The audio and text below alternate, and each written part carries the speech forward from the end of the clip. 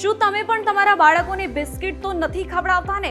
જો ખવડાવતા હોય તો તેના કારણે થનાર નુકસાન અંગે જાણી લેજો.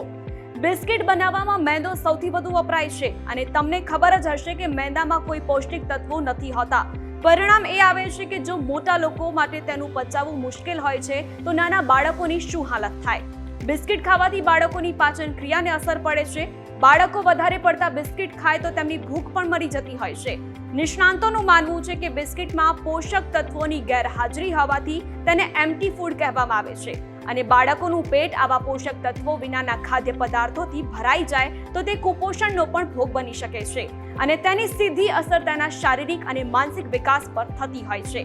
મેંદાની સાથે જ બિસ્કિટમાં હાનિકારક ચરબી, સોડિયમ, પોટેશિયમ જેવા નુકસાનકારક પદાર્થો પણ હોય છે, જેના કારણે બાળકોની આંખો પણ નબળી પડે છે.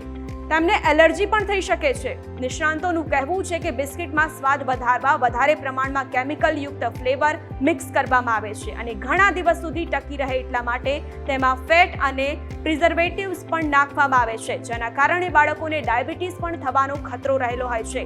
હવે તમે વિચારો, બાળકોને બિસ્કિટ ખવડાવવા જોઈએ કે નહીં?